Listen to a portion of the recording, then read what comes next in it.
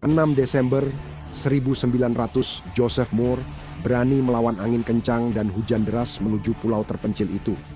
Dia naik tangga mercusuar, berharap bertemu 3 penjaga, tapi tak menemukan siapapun.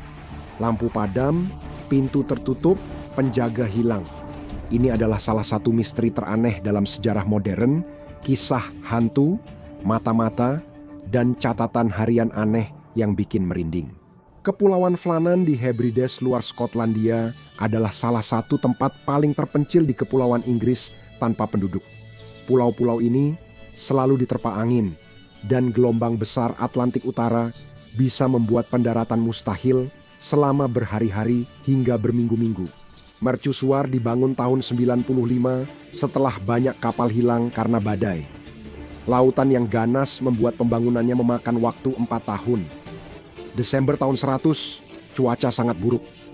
Pada tanggal 15, sebuah kapal uap yang berlayar dari Philadelphia ke Leyte menyadari bahwa mereka tidak bisa melihat cahaya dari mercusuar itu. Berdiri di titik tertinggi Ellenmore, bangunan itu diselimuti kegelapan, menjadi bahaya serius bagi setiap kapal yang melintas di daerah tersebut. Kapten kapal melaporkan mercusuar gelap saat tiba, namun pesannya tak pernah sampai ke pelabuhan mercusuar di utara. Kapal suplai mercusuar Hesperus baru tiba di pulau itu pada 6 Desember. Kapten James Harvey membunyikan klakson, berharap 3 penjaga mercusuar muncul, tapi tak ada yang datang. Ia memerintahkan suar ditembakkan di atas mercusuar, namun tetap tak ada yang muncul. Penjaga James Duckett bersama asisten pertama Donald MacArthur dan asisten kedua Thomas Marshall dikenal sebagai orang-orang yang dapat diandalkan. Mereka adalah pria-pria yang sangat tangguh. Namun, pekerjaan di mercusuar sangat melelahkan. Jadwalnya 6 minggu kerja, 2 minggu libur, dengan 4 orang rotasi. Joseph Moore, penjaga pengganti hari itu, naik ke platform pendaratan dan berharap pria yang digantikannya sudah menunggu. Namun, ia hanya disambut keheningan mencekam. Ini tidak biasa. Dengan hujan membasahi pipinya, Moore memberanikan diri menaiki 160 anak tangga ke pintu mercusuar. Saat masuk, ia mendapati ruang dan gudang kosong, tempat tidur berantakan, abu perapian dingin, dan jam dinding berhenti. Moore bergidik, teringat cerita lama tentang pulau ini yang dihuni roh jahat. Dulu, gembala membawa kawanan ke sini. Konon pulau ini bisa menyembuhkan hewan sakit dan membantu domba melahirkan anak kembar sehat. Namun, gembala punya aturan, jangan bermalam di sini. Moore tahu itu hanya takhayul. Namun, Duckett, kepala penjaga mercusuar, dikenal dapat dipercaya dan tidak pernah meninggalkan mercusuar tanpa penjaga atau mengabaikan panggilan kapal. Ia memiliki istri dan 4 anak di rumah. Selama 20 tahun, dia telah menjadi penjaga mercusuar dan selama waktu itu, dia jarang bahkan hampir tidak pernah membuat kesalahan. MacArthur adalah penjaga mercusuar berpengalaman dan punya keluarga. Marshall berusia 28 tahun, kurang pengalaman dibanding lainnya. Dia tipe pria yang mudah gelisah, panik, dan kerap salah. Moore kembali ke Hesperus. Kru segera mencari pria-pria yang hilang. Mereka memeriksa semua bangunan luar dan celah tebing, tapi di pulau terpencil itu hampir tak ada tempat bersembunyi dan butuh bantuan profesional untuk pergi ke sana. Semua terasa tak masuk akal. Orang-orang tak mungkin tiba-tiba lenyap. Yang makin membingungkan, 1 jaket minyak pria itu masih tergantung di ruang tinggal. Itu milik MacArthur. Mustahil dia tinggalkan mercusuar di musim dingin tanpa jaket itu, tapi sepatunya dan sepatu pria lain juga hilang. Apakah ini berarti mereka pergi dengan panik dan tak kembali?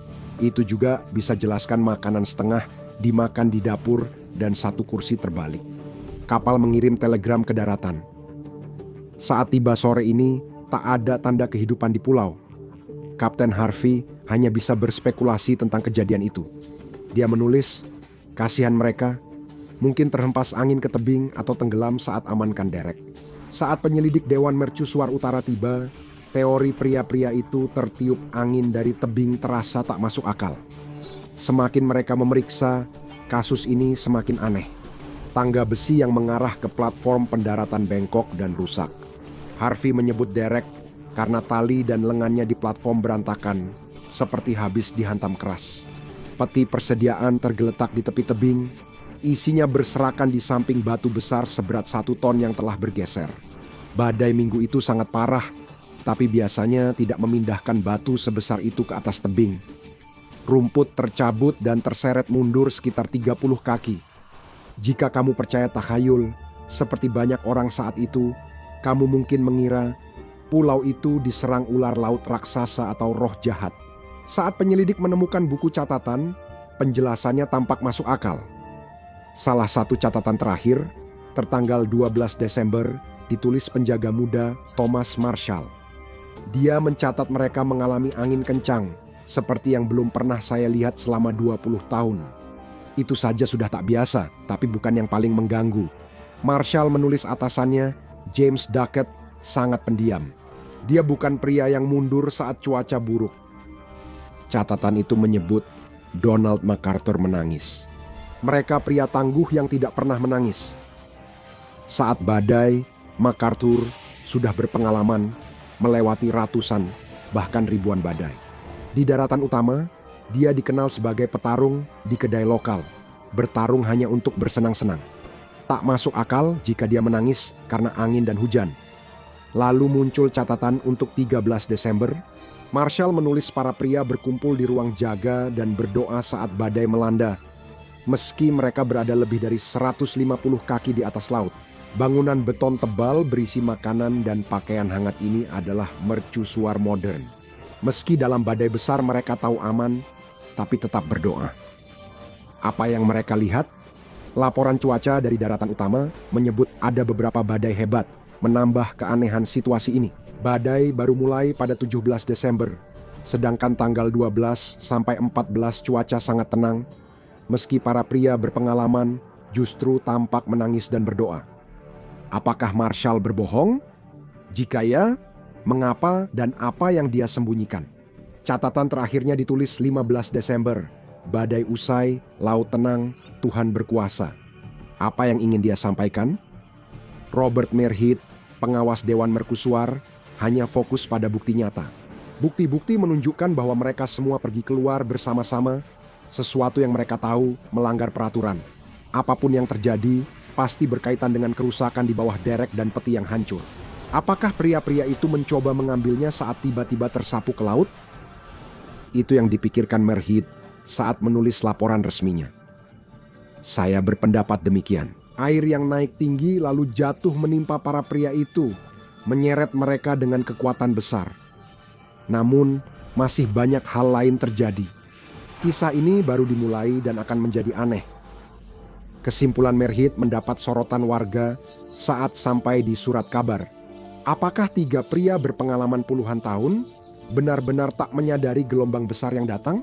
Apakah salah satu dari mereka benar-benar akan keluar di tengah cuaca beku, hanya mengenakan kemeja katun di pertengahan bulan Desember, dan di mana jasad-jasad mereka? Lalu, ada masalah terbesar dari semuanya.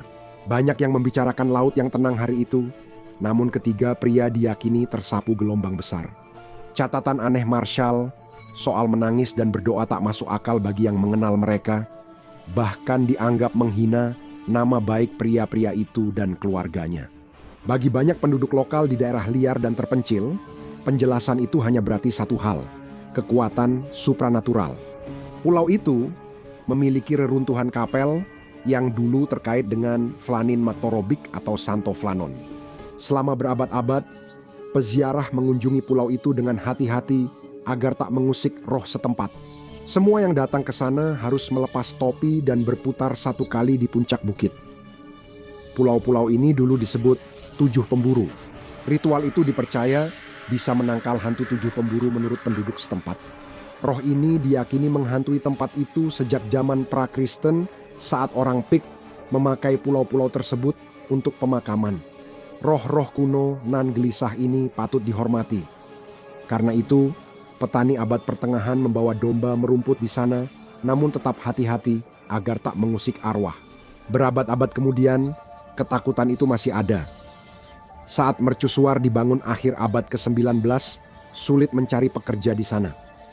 Tak seorang pun ingin bermalam di pulau itu karena banyak yang yakin pulau tersebut terkutuk, sehingga banyak kapal karam di sekitarnya. Joseph Moore, penjaga yang bertugas, memperkuat teori tentang hantu marah itu.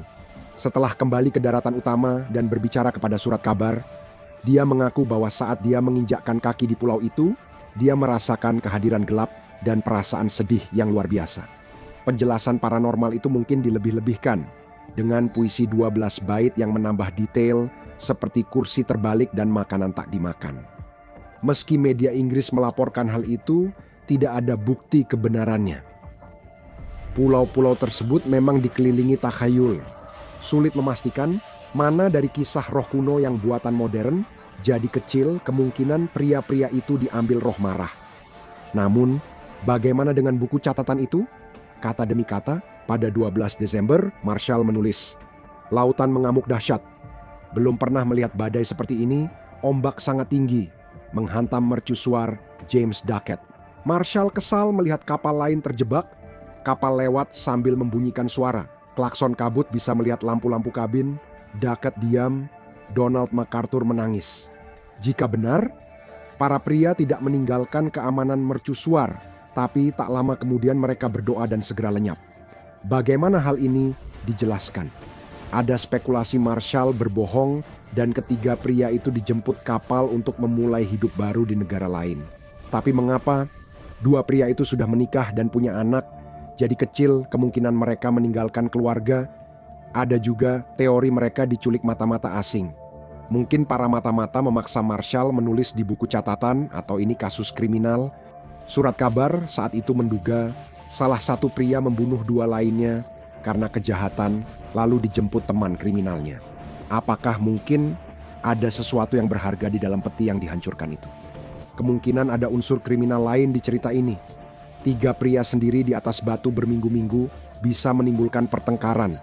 MacArthur juga terkenal temperamennya buruk. Orang-orang bilang dia tipe pria yang langsung menyerang jika ada kata salah. Dia membunuh satu orang dengan pukulan dan yang lain berniat melapor. Benar-benar tak bisa lari. MacArthur mungkin membunuh keduanya lalu membuang mayat ke laut. Atau mereka bertiga berkelahi dan jatuh dari tebing. Namun, sebelum mempertimbangkan teori itu, kita perlu memastikan apakah entry buku catatan tersebut benar. Kita pertama kali mengetahui hal itu dari buku karya jurnalis Vincent Gaddis yang mempopulerkan misteri paranormal dan menciptakan istilah segitiga Bermuda. Di tahun 60-an, dia setengah serius menghibur dengan cerita aneh, tapi sekarang reputasinya menurun. Karyanya sering dikritik karena berlebihan, sumber buruk atau tidak ada, serta kebohongan. Siapapun yang pernah di laut tahu, buku catatan resmi hanya mencatat hal penting, bukan buku harian. Buku itu digunakan untuk mencatat cuaca, jarak pandang, dan operasi rutin, bukan emosi atau ketegangan antar pribadi. Bahkan dengan mempertimbangkan fakta bahwa ini adalah mercusuar, bukan kapal. Sulit dipercaya seorang penjaga muda, bawahan di 100, menulis komentar pribadi negatif tentang atasannya di catatan resmi. Dari mana entry buku catatan itu? Gaddis menyebut sumbernya artikel kisah aneh yang nyata, terbit Agustus 29. Penulis Ernest Fallon menyebut ia mendapat rincian buku catatan dari sumber Inggris, namun tidak menyebutkan siapa. Dia hanya memberikan salinan atau penjelasan cara mengakses materi tanpa menunjukkan dokumen asli. Intinya, dia hanya meminta untuk dipercaya. Jika Anda melihat arsip Dewan Mercusuar Utara sendiri, ceritanya sedikit berbeda. Menurut dewan tersebut, entry terakhir dibuat pada tanggal 13 Desember dan sama sekali tidak ditulis di buku catatan. Itu ditulis dengan kapur di papan tulis untuk dipindahkan nanti. Tidak ada referensi pria menangis, berdoa, atau takut mati. Detail ini tidak ada di catatan resmi. Mereka kemungkinan besar hasil jurnalisme sensasional di awal abad ke-20. Masih ada satu pertanyaan besar. Bagaimana tiga pria berpengalaman bisa hilang dan mengapa ada bukti kerusakan akibat kekerasan? Cuaca dilaporkan tenang dan tanpa badai. Mari kita lihat kemungkinan yang terjadi. Ducat dan Marshall sedang bekerja di luar, di derek. Cuaca cerah, tapi laut belum tentu tenang. Gelombang besar tetap bisa muncul, terutama di Samudra Atlantik Utara. Angin ribut lokal atau interaksi beberapa sistem gelombang dapat menciptakan gelombang besar yang mungkin tak terdeteksi stasiun cuaca di daratan. Mungkin kedua pria itu sedang bekerja di bawah. Ketika MacArthur melihat gelombang besar mendekat, dia tidak sempat memakai mantelnya karena tidak punya waktu. Dia tahu ngarai, tebing, dan gua laut di pulau itu membuat gelombang besar menghantam batu, meledak ke atas, lalu menerjang keluar lagi. Orang, peralatan, dan rumput bisa terbawa. Kami juga tahu Marshall didenda karena kehilangan peralatan saat badai. Jika situasi memburuk, para pria bisa saja di luar memperbaiki perlengkapan. MacArthur mungkin harus keluar memperingatkan mereka, lalu semuanya tersapu. Kemungkinan satu orang terbawa duluan, MacArthur berlari menolong, lalu dia dan orang kedua ikut terseret. Gelombang liar tak selalu datang sekali.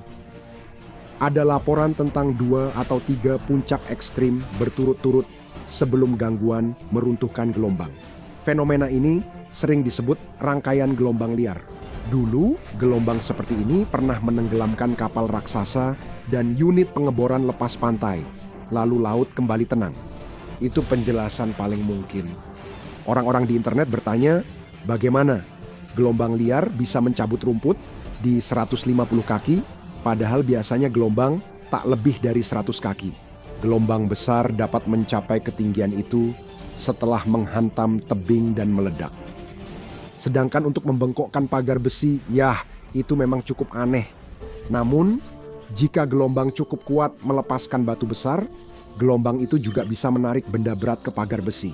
Gelombang besar tidak selalu diperlukan, tapi bisa terjadi.